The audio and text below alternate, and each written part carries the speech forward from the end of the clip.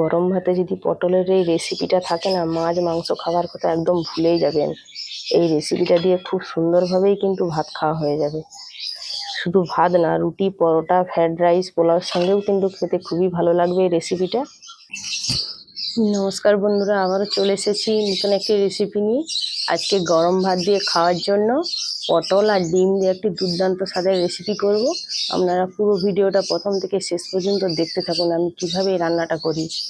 এই যে দেখুন, একটা ডিম নিয়েছি আর কয়েকটা পটল নিয়েছি। এই দুটো জিনিস দিয়ে খুব সুন্দরভাবে আজকে রান্নাটা হবে।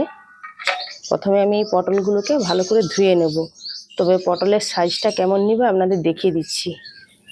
পটলের সাইজটা দেখুন যেন এরকম হয়, একটু মোটা সাইজের পটলটা নেবেন, তবে রান্নাটা খুব সুন্দর হবে।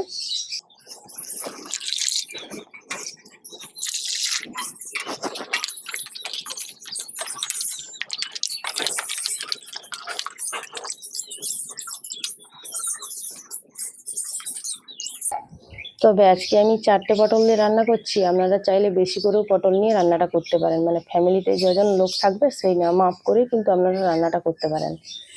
প্রথমেই পটলগুলোর আমি ছালটাকে চেঁচে নেব।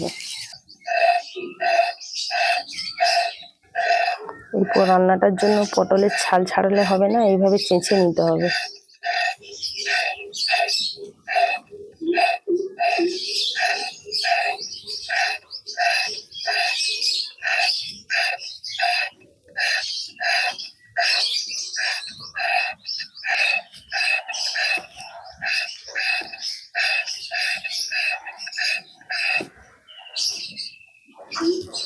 প্রত্যেকটা পটলের এইভাবে পরিষ্কার করে ছালটাকে চেঁচে নিতে হবে।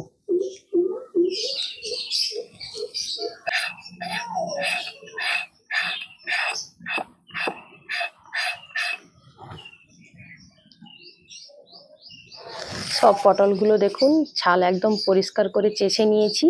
এবার কেটে নেব। কাটাটা কেমন হবে আপনারা দেখে নিন ভালো করে। পটলের যে এই যে দু সাইডটা আছে, তার মধ্যে এক সাইডটা একটু মোটা করে কেটে নেব। দেখুন দেখুন এক সাইডটা এইভাবে একটু মোটা করে কেটে নিতে হবে, আর এক পাশটা একদম পাতলা করে। জাস্ট এই যে সরু অংশটা আছে এটাকেই কেটে ফেলে দেবো। একদিকটা দেখুন এইভাবে একটু মোটা করে, আর এই দিকটা দেখুন একদম পাতলা করে। এইভাবেই প্রত্যেকটা পটল আমি কেটে নেব।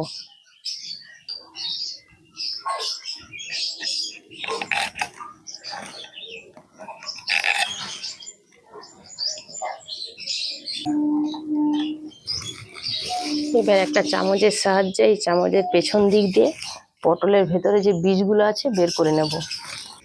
এইভাবে খুব সাবধানে এইভাবে ঘুরি ঘুরি পটলের এই বীজগুলোকে বের করে নিতে হবে। একদম পরিষ্কার করেই বের করে নিতে হবে।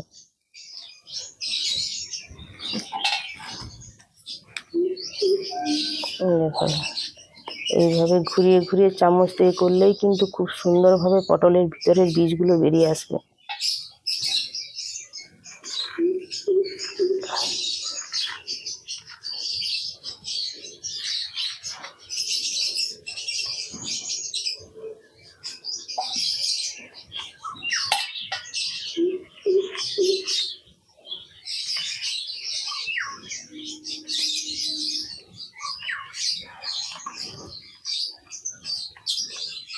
দেখুন একদম পরিষ্কার করে আমি পটলের বীজগুলোকে বের করে নিয়েছি। এবার প্রত্যেকটা পটলের একই রকমভাবে আমি বীজগুলোকে বের করে নেব।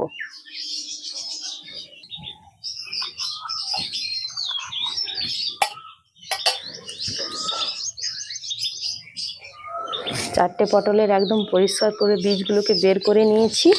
পটলের যে এই অংশগুলো আমি কেটেছিলাম এগুলোকে একদম ছোটো ছোটো করে কেটে নেবো, এগুলোও রান্নার কাজে লাগবে।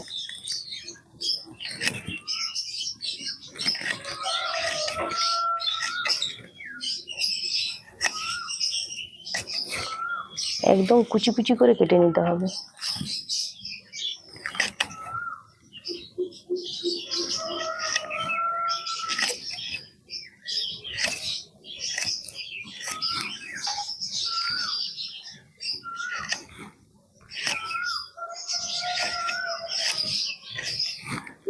এবার এইগুলোর মধ্যে অল্প করে একটু লবণ মাখিয়ে এগুলোকে একটু হালকা তেলে ভেজে নেব।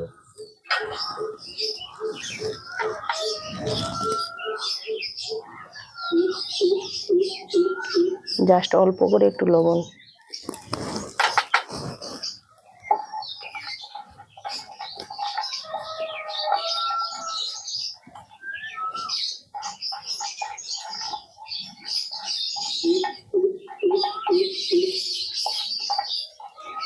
চলুন এবার উনুনটা ধরিয়ে নিচ্ছি।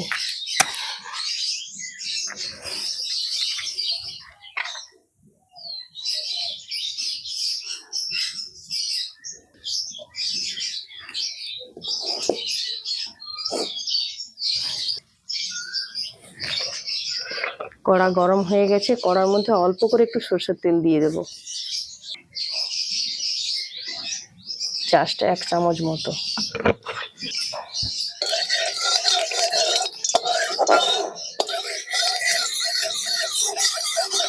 তেল গরম হয়ে গেছে, এবার এই সবজিগুলোকে তেলের মধ্যে দিয়ে দেব।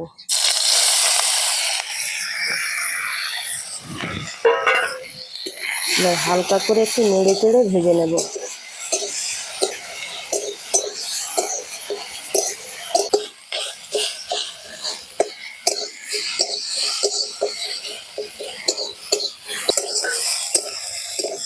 সবজিটা খুব সুন্দরভাবে ভাজা হয়ে গেছে, এবার তুলে নেব।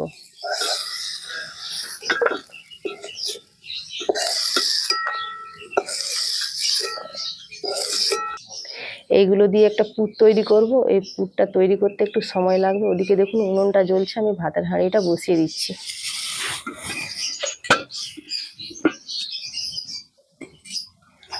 এবারে এইগুলোর মধ্যে আমি এবার সেদ্ধ আলু দিয়ে দেবো। সেদ্ধ আলুটাকে এইভাবে ভেঙে ভেঙে দিয়ে দিতে হবে।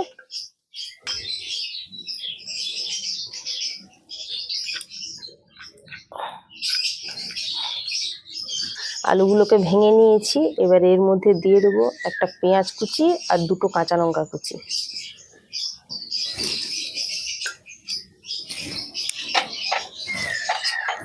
আর একটা ডিম ফাটিয়ে দিয়ে দেবো।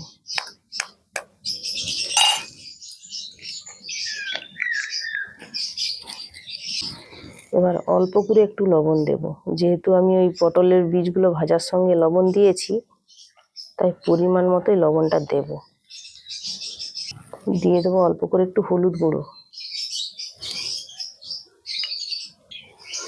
ডিমের একটা আঁশটে গন্ধ আছে, সেই জন্য অল্প করে একটু গোলমরিচের গুঁড়ো দিয়ে দেবো। এবার ভালো করে একটু মিশিয়ে নেব।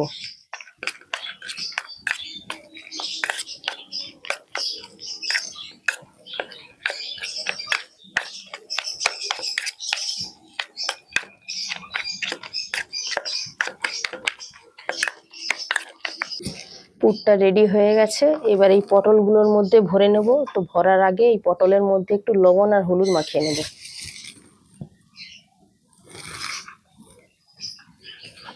ভেতরেও কিন্তু খুব সুন্দরভাবে লবণ আর হলুদটাকে মাখিয়ে নিতে হবে।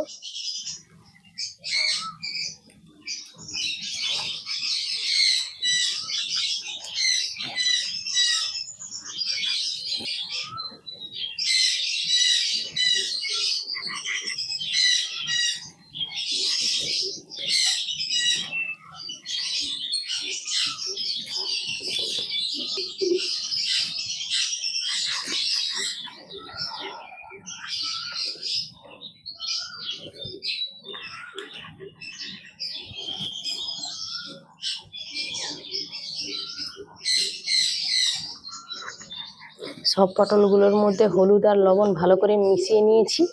এবার এর মধ্যে পুরটাকে ভরে নেব।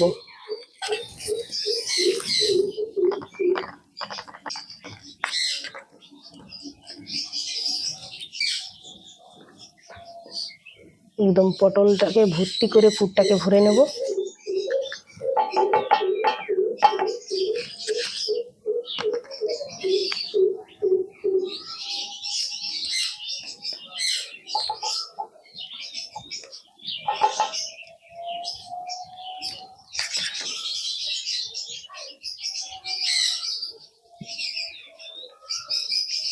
একটা পটলে দেখুন সুন্দর করে আমি পুরটাকে ভরে নিয়েছি, রেখে দিলাম। আবার একটা পটলের মধ্যে পুর ভরে নেব।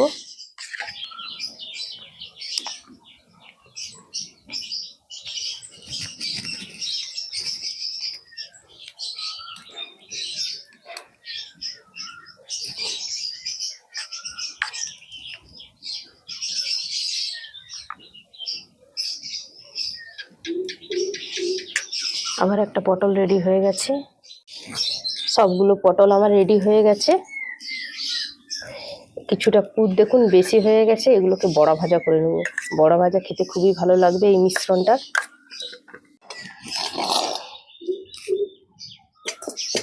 এবার এই পুর ভরা পটলগুলোকে আমি একটু বেশি তেল দিয়ে ভেজে নেব।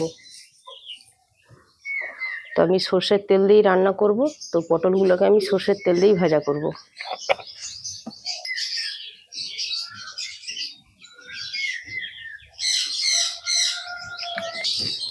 তেল গরম হয়ে গেছে, এবার এই পুর ভরা পটলগুলোকে তেলের মধ্যে দিয়ে দেব। দুটো দুটো করে দিয়ে দিলাম। দুটো দুটো করে আমি ভাজবো, সেই জন্য দুটো দুটোই দিয়ে দিচ্ছি। এবার ওগুলোকে উল্টে পাল্টে ভালো করে ভেজে নেব। দেখুন পটলগুলোকে আমি উল্টে পাল্টে ভালো করে ভেজে নিচ্ছি। তো ভাজার সময় যদি পুরগুলো বেরিয়ে যায় কোনো অসুবিধা নেই, পরে আবার পুরগুলোকে এর মধ্যে ভরে নেবেন। দেখুন অল্প অল্প করে পুর বেরিয়ে যাচ্ছে, তবে এই পুরগুলোকে তুলে নিয়ে পটলের মধ্যে আবার ভরে নেব। পটলগুলো খুব সুন্দর করে ভাজা হয়ে গেছে, এবার তুলে নিচ্ছি।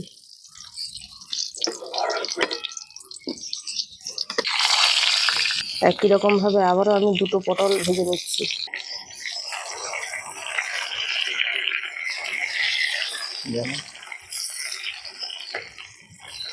এই দুটো পটলও খুব সুন্দরভাবে ভাজা হয়ে গেছে, এবার তুলে নিচ্ছি।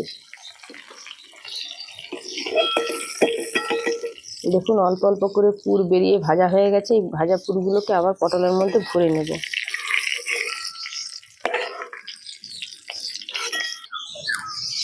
কিছুটা পুর দেখুন বেরিয়ে গেছে, আর খুব সুন্দরভাবে পুরটা কিন্তু ভাজা হয়ে গেছে। তো এই পটলগুলো এখন একটু গরম আছে, এগুলো ঠান্ডা হয়ে গেলে পটলের মধ্যে পুরগুলোকে আবার ভরে নেব। এবার এই রান্নার জন্য মশলাটাকে কষিয়ে নেব। যে পটল ভাজা করার মধ্যে তেলটা ছিল, ওই তেলের মধ্যেই কিন্তু রান্নাটা করব, আর বেশি আমি তেল দেব না। এই তেলের মধ্যেই প্রথমে আমি দিয়ে দেবো তেজপাতা, আর দিয়ে দেবো একটা শুকনো লঙ্কা। এবার এই লঙ্কা তেজপাতাকে হালকা করে ভেজে নেব।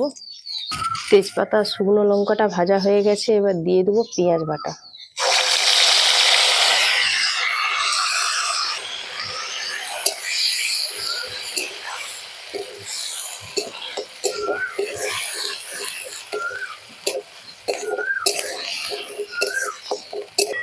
পেঁয়াজ বাটাটা খুব সুন্দর করে তেলের মধ্যে ভাজা হয়ে গেছে, এবার দিয়ে দেবো আদা রসুন আর কাঁচা লঙ্কা বাটা।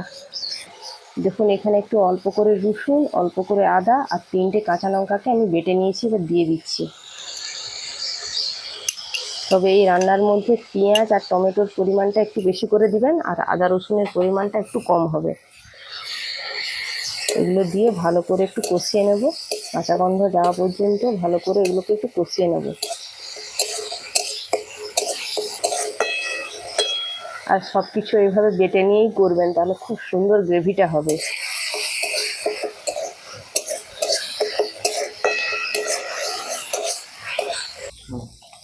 ওইদিকে আদা রসুনটা কষানো হতে থাক, এদিকে পটলগুলো আমার ঠান্ডা হয়ে গেছে। যে পুরগুলো বেরিয়ে গেছিলো এগুলো ভরে নেব।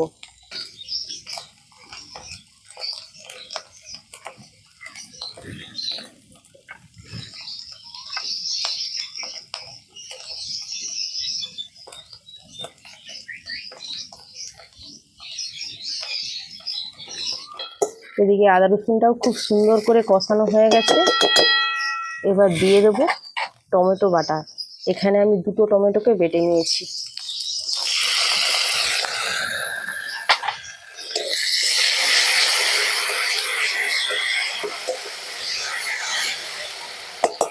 টমেটো বাটা দেওয়ার পরে আমি স্বাদ বুঝে লবণটা দিয়ে দেবো।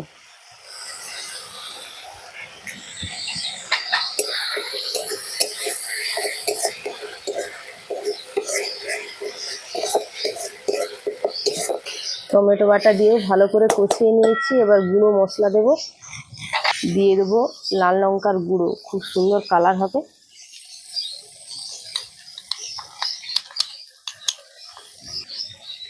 আর দিয়ে দেবো হলুদ গুঁড়ো।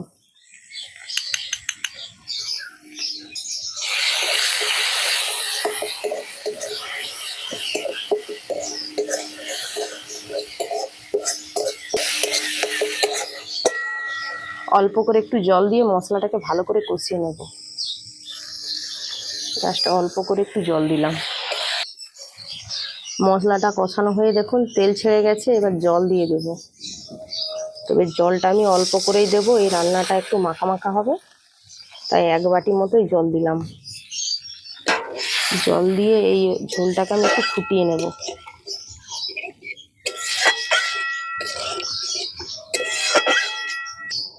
ঝোলটা দেখুন ফুটতে শুরু হয়ে গেছে, এই অবস্থায় আমি এর পটলগুলোকে দিয়ে দেব। এইভাবে আস্তে আস্তে করে পটলগুলোকে এই মশলার মধ্যে ছেড়ে দিচ্ছি। এই পটলগুলো দেওয়ার পরে প্রায় 2 মিনিট মতো এটাকে ফুটিয়ে একটু মাখা মাখা করে নেব।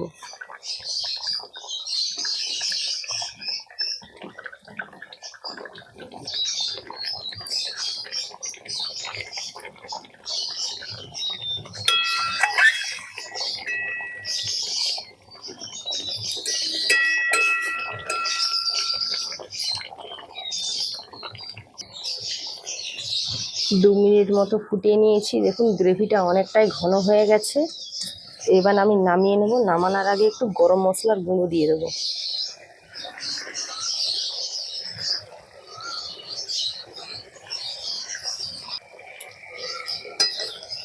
এটা ঠান্ডা হয়ে গেলে আরও বসে যাবে। এবার এই পটলগুলোকে আমি একটা পাত্রের মধ্যে তুলে নেব।